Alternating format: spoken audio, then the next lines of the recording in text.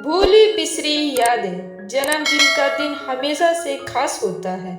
यह दिन न केवल एक नया साल की शुरुआत का प्रतीक है, बल्कि यह उन यादों का भी है जो हमारे जीवन में महत्वपूर्ण रही है। यह कहानी एक युवा लड़की साक्षी की है, जो अपने जन्मदिन पर अपनी पुरानी यादों को ताजा करती है। साक्षी अपने बिस्तर पर लेटी थी। सुबह की पहली किरण उसके चेहरे पर पड़ रही थी। आज उसका 27वां जन्मदिन था।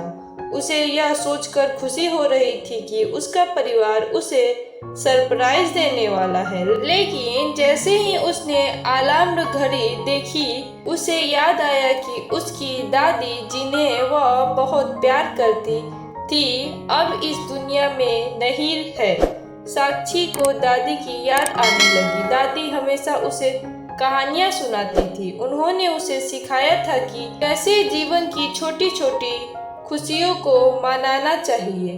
साक्षी की आंखों में आंसू आ गए। उसने तय किया कि इस जन्मदिन पर वह दादी को याद करेगी और उनकी पसंदीदा बातें साझा करेगी। साक्षी ने अपने पुराने एल्बम को निकाला। उसमें कई तस्वीरें थी। एक तस्वीर में साक्षी और उसकी दादी एक साथ बगीचे में फूल तोड़ते हुए दिख रहे थे। दादी का हंसता हुआ चेहरा देखकर साक्षी को अपने बचपन की यादें ताजा हो गई। साक्षी ने याद किया कि कैसे दादी उसे हर जन्मदिन पर एक खास कहानी सुनाती थी।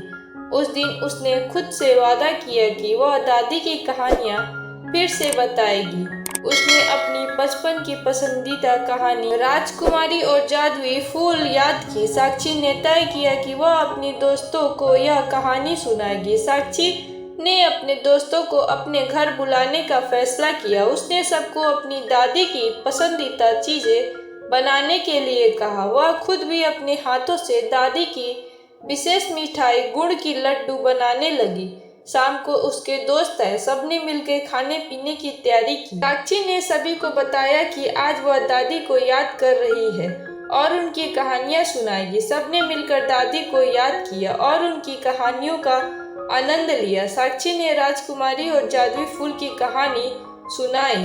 जैसे जैसे वह कहानी सुनाती गई, सभी दोस्त उस जादुई दुनिया में खो गए। सबने दादी की तारीफ की और उन्हें अपनी जिंदगी का सबसे खूबसूरत यादों में से एक बताया। जन्मदिन की केक काटने का समय आया। साक्षी ने आंखें बंद की और दादी की याद में एक प्रार्थना की। जैसे ही उसने केक काटा, सभी ने खुशी से ताली बजाई। साक्षी ने सबको कहा कि आज का दिन केवल उसका नहीं, बल्कि दादी का भी है।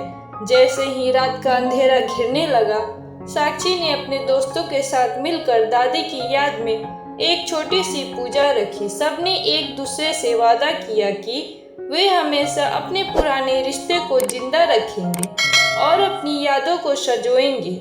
इस जन्मदिन पर साक्षी ने केवल अपनी उम्र में एक और साल जोड़ा नहीं, बल्कि दादी की यादों को ताजा किया। वह जान गई कि सच्चा जन्मदिन वही होता है जब हम अपने प्रियजनों को याद करते हैं और उनके साथ बिताए गए समय को संजोते हैं। इस तरह साक्षी ने अपने 27वां जन्मदिन को यादगार बना दिया।